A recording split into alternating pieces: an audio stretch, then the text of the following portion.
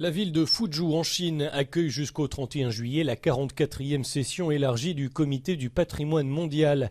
Les membres examineront 45 candidatures à l'inscription sur la liste du patrimoine de l'humanité de l'UNESCO.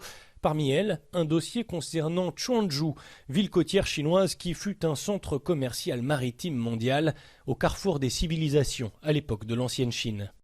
La Quanzhou, c'est un site sur la route de la soie maritime, mais aussi au point d'échanges culturels entre la Chine et le reste du monde.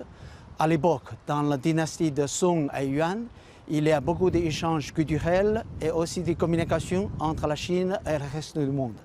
C'est pour ça c'est des valeurs universelles.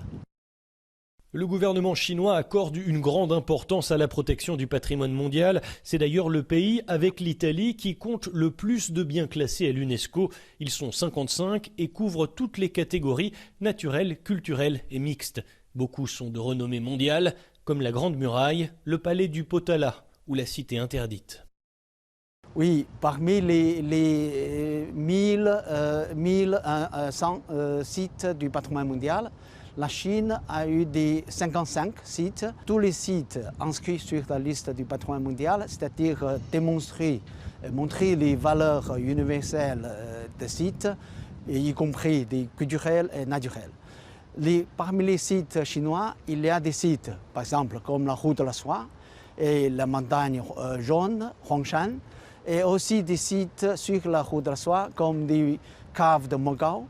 C'est des sites magnifiques, aussi démontrent les échanges culturels et aussi de beauté sur le naturel.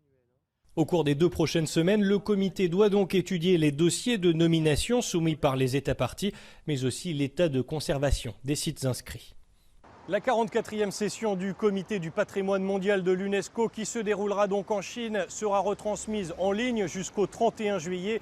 Parmi les autres moments forts, des discussions importantes sur la préservation de la Grande Barrière de Corail ou encore sur l'inscription de Venise à la liste du patrimoine mondial en péril.